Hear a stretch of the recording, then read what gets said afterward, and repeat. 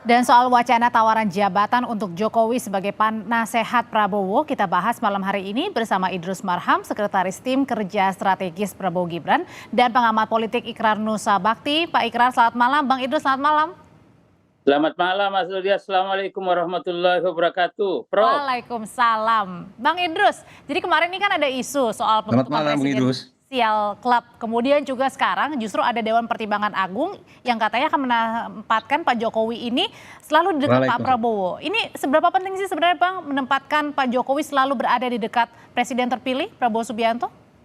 Jadi Mbak Audrey, jadi biar tidak diolah dan tidak digoreng-goreng, ya barangkali perlu kita memahami alur dan konstruksi berpikirnya, Prof. Ikrar ya, bahwa sebenarnya ada pengikat antara Pak Prabowo dengan Pak Jokowi. Pak Prabowo ya sudah melakukan suatu komitmen politik untuk melanjutkan ya program-program pembangunan yang dikerjakan oleh Pak Jokowi. Maka tentu ini secara fungsional ada ikatan.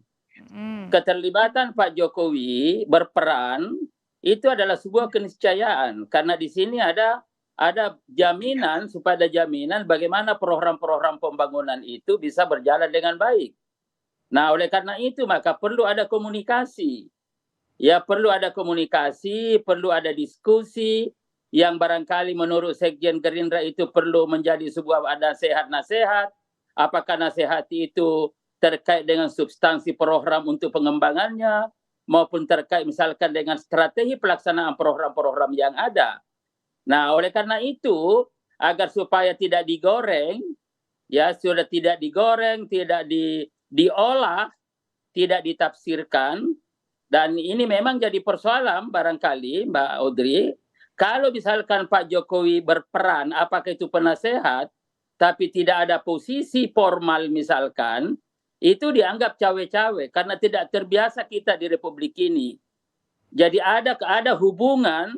Bukankah pada saat ada penempatan posisi justru sebaliknya dianggap cawe-cawe? Kan bisa kalau memberikan nasihat di belakang layar saja, Bang. Nah, justru selama ini kalau misalkan orang berperan tanpa posisi ini jadi persoalan.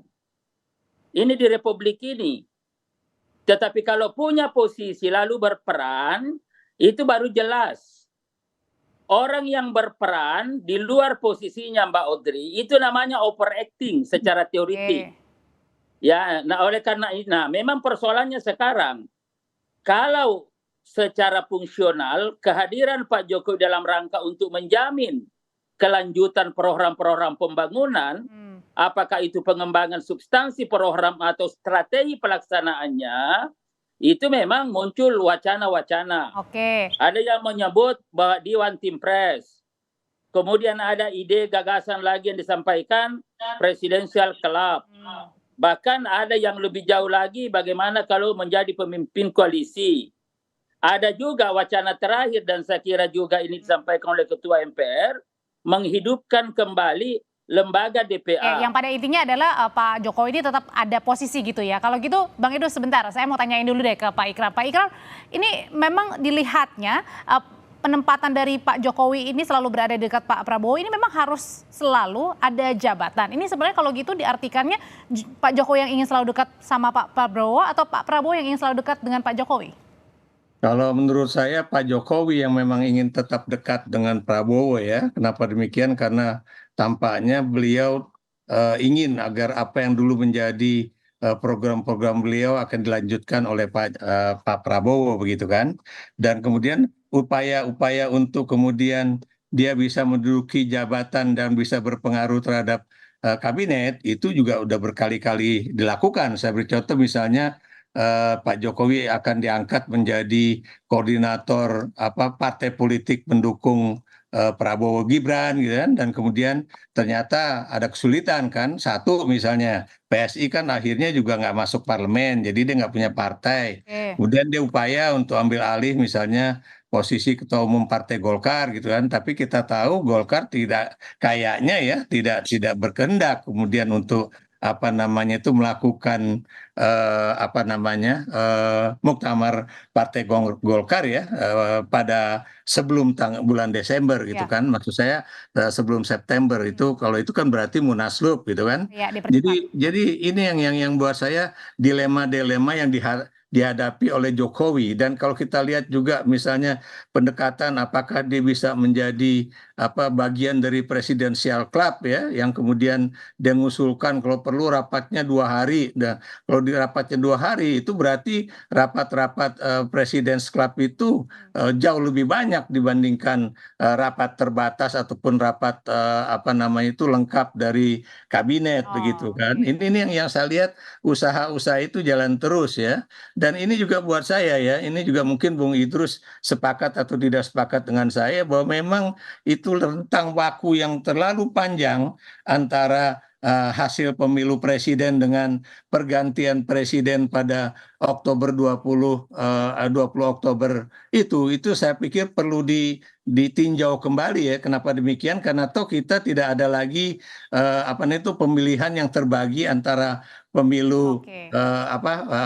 legislatif dengan pemilu presiden gitu kan. Ini juga menjadi suatu yang penting karena jeda waktu yang terlalu panjang ini juga apa menyulitkan pemerintahan pemerintahan terpilih dari pemilu itu untuk bisa cepat ambil Nah, alih pemerintahan begitu. Karena di ini negara manapun ya itu pergantian pemerintahannya tuh nggak sampai berbulan-bulan, apalagi ini ini sampai artinya ini 6 terlalu atau lama hampir ya, 8 makanya bulan. muncul berbagai macam ide begitu ya.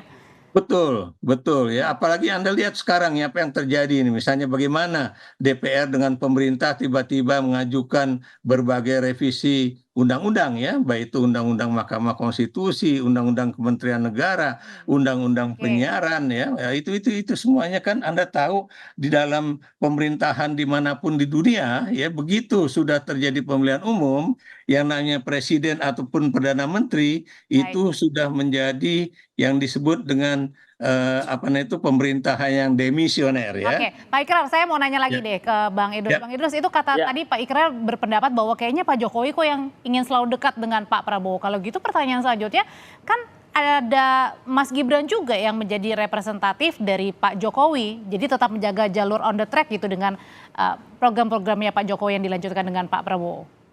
jadi Mbak Udire, jadi saya kira begini, sekali lagi saya katakan tadi ada ikatan fungsional. Ada komitmen politik yang telah dibuat oleh Pak Prabowo bahwa ingin melanjutkan program-program Pak Jokowi. Nah, untuk melanjutkan itu maka komunikasi antara Pak Jokowi dengan Pak Prabowo adalah sebuah keniscayaan untuk menjamin bagaimana program-program itu bisa jalan dengan baik ke depan. Baik dilihat dari substansi ya program dalam rangka pengembangan itu sesuai dengan kebutuhan masyarakat ataukah terkait dengan strategi pelaksanaan. Jadi ini adalah sebuah keniscayaan. Bahkan sebenarnya untuk menjamin ini adalah Pak Jokowi adalah dibutuhkan.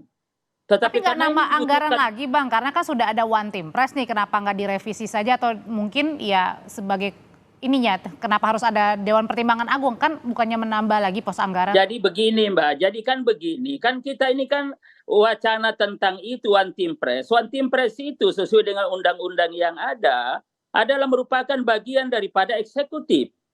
Ya, karena ini merupakan bagian daripada eksekutif, maka tentu kalau One Team Press itu dan di situ adalah Pak Jokowi ada masalah psikososial politik. Nah, lalu ini sebenarnya wacana ini sudah lama berkembang dan juga dikembangkan oleh Bang Jimli As-Siddiqi. Ya, Profesor Jimli mengatakan bahwa apa dikatakan Pak Jimli, ya kalau misalkan ya apa namanya nasihat yang diberikan oleh Dewan Pertimbangan itu hendaknya mengikat dan kedudukan penasehat itu seyogyanya tidak boleh berada di bawah kewibawaan yang diberikan nasihat. Oleh karena itu derajat penasehat harus sama dengan yang diberi nasihat agar nasihat tersebut tidak hanya bersifat sukarela saja. Oke. Nah, oleh karena itu maka supaya One Team Press ini bukan merupakan bagian daripada eksekutif. Coba bayangkan aja Mbak Udire, kalau ini merupakan bagian dari eksekutif, kan di bawahnya presiden. Nah, muncullah gagasan kalau begitu One Team Press ini adalah diperkuat dan hidupkan kembali apa namanya Dewan Pertimbangan Agung itu. Nah, memang tadi ada penjelasan dari Prof. Siti Zuhra mengatakan ke depan ini ya miskin struktur kaya fungsi. Nah, saya kira saya ingin lebih jauh. Di Golkar dulu sebenarnya itu sudah punya gagasan bahwa amandemen Undang-Undang Dasar 1945 Mbak Audrey ini lonjong-lonjong semua hasilnya sekarang bahkan ke barat-baratan. Baik, Bang Idrus, Ya. kalau gitu saya mau nanya ke... Nah, dikit ini dulu Mbak Audrey. Ke barat-baratan, coba sistem ketatanegaraan, sistem politik, sistem pemerintahan, itu cenderung individualisme dan liberalisme. Tidak lagi memperhatikan azas dan nilai-nilai kekeluargaan dan kegotong royongan. Akhirnya Bang Idrus, saya mau kasih kesempatan buat Pak Ikrar. Gitu. Oke, Pak Ikrar, itu setuju nggak tuh dengan pendapatnya Bang Idrus tadi? Ya, sebetulnya ini saya ingin katakan dulu ya bahwa persoalan apakah ini akan dibentuk DPA ataupun One Team Press ya itu juga harus tidak ada kaitannya dengan persoalan anggaran tuh. Anggaran kan bisa dipindah aja dari One Team Press ke DPA begitu kan. Tapi persoalan penggunaan istilah Dewan Pertimbangan Agung itu berarti itu kembali ke Undang-Undang Dasar 45 yang asli ya. Ini yang harus kita camkan ya. Dan juga kalau tadi Bung Idrus mengatakan bahwa kita memang sudah terlalu terjerembab ke dalam suatu sistem demokrasi liberal ya untuk bukan kebarat-baratan tapi demokrasi liberal lah ya dan jauh jauh dari demokrasi Pancasila yang penuh dengan pendekatan ketuhanan, persatuan Indonesia, kerakyatan, keadilan sosial dan sebagainya ya. Apalagi sejak misalnya pemilu legislatif dan juga pemilu presiden langsung 2004 ya. Hubungannya sama DPA? Kenapa? Hubungannya sama DPA ini? Nah, DPA itu sebetulnya kalau misalnya One Team Press dijadikan DPA nggak jadi masalah kalau buat saya ya. Kecuali lagi-lagi ini akan ada konotasi kembali ke Undang-Undang Dasar 45 itu ya. Dan kalau kita kemudian akan mengamandemen kembali UUD 45 yang sudah diamandemen 4 kali sampai 2002 itu ya, Anda bisa bayangkan nanti 5 tahun pemerintahan Prabowo Gibran ke depan sampai 2029 itu penuh dengan persoalan-persoalan menata ulang sistem ketatanegaraan kita. Pak Ikrar, kalau gitu singkat aja Pak Ikrar. Sebenarnya posisi apa sih yang pas untuk Pak Jokowi setelah pensiun nanti? Kalau buat saya dia udah berhenti gitu. Kenapa demikian? Cukup lah buat dia. Dia udah jadi wali kota 2 kali, gubernur 1 kali, presiden 2 kali gitu. Apalagi yang harus diberikan? Soal nanti Prabowo akan mengikuti jalannya atau tidak kan Pak Prabowo udah janji. Berikanlah buat saya ya. Itu kesempatan kedaulatan penuh pada presiden ya, Pak Presiden terpilih ya, untuk melakukan pemerintahannya secara baik tentunya dengan pertimbangan-pertimbangan rasional. Saya beri contoh misalnya apakah kemudian Pak Prabowo akan melanjutkan pembangunan IKN secara menggebu-gebu ya di kala keuangan negara sedang macet gitu kan atau tidak dalam artian banyak ya atau program-program juga seperti makan siang gratis dan sebagainya demi menjaga agar yang namanya cash flow kita, devisa kita itu jangan sampai habis hanya untuk program-program tersebut begitu. Pak Ikrar, terima kasih untuk waktunya Bang Idrus. Terima kasih. Jadi singkat aja Bang, waktunya sudah terbatas. Singkat aja. Saya agak berbeda dengan Prof. Ikrar. Ya ini bukan persoalan Pak Jokowi cukup atau tidak, tetapi di sini sudah ada ikatan fungsional yang bagaimanapun dalam rangka Pak Prabowo untuk melanjutkan program-program pembangunan, maka keterlibatan Pak Jokowi ini adalah sebuah keniscayaan.